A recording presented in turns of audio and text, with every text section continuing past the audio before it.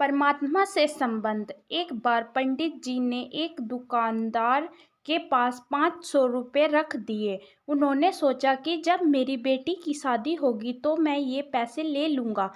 कुछ साल बाद जब बेटी सियानी हो गई तो पंडित जी उस दुकानदार के पास गए, लेकिन दुकानदार ने नकार दिया और बोला, आपने कब मुझे पैसा दिया था, बताइए, क्या मैंने कुछ लिख कर दिया है? पंडित जी उस दुकानदार की इस हरकत से बहुत ही परेशान हो गए और चिंता में डूब गए। फिर कुछ दिनों के बाद पंडित जी को याद आया कि क्यों न राजा से इस बारे में शिकायत कर दूं, ताकि वे कुछ फैसला कर देंगे और मेरा पैसा मेरी बेटी के विवाह के लिए मिल जाएगा। फिर पंडित जी राजा के पास पहुंचे और अपनी फरियाद सुनाई। राजा ने कहा, कल हमारी सवारी निकलेगी और तुम उस दुकानदार की दुकान के पास में ही खड़े रहना।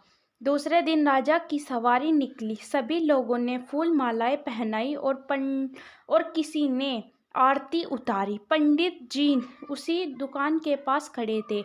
जैसे ही महाराज ने पंडित जी को देखा तो उसने उन्हें प्रणाम किया और कहा, गुरुजी, आप यहाँ कैसे? आप तो हमारे गुरु हैं, आइए इस बग्गी में बैठ जाइए।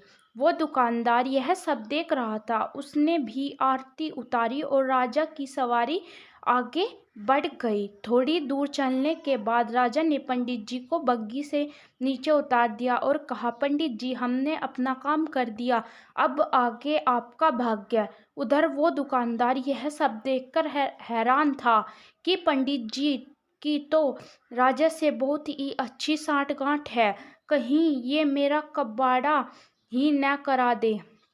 दुकानदार ने तत्काल अपने मुनीम को पंडित जी को ढूंढकर लाने को कहा। पंडित जी को एक पेड़ के नीचे बैठकर कुछ विचार विमर्श कर रहे थे।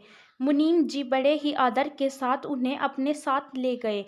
दुकानदार ने आते ही पंडित जी को प्रणाम किया और बोला, पंडित जी, मैंने काफ़ी मेहनत की और पुराने खेतों को देखा तो पाया कि खेतों में आपका 500 रुपया जमा है और पिछले 10 सालों में ब्याज के 12,000 रुपये हो गए हैं। पंडित जी, आपकी बेटी तो मेरी भी बेटी जैसी ही है, अतः 1,000 रुपये आप मेरी तरफ से ले जाइए और उससे बेटी की शादी में लगा दीजिए।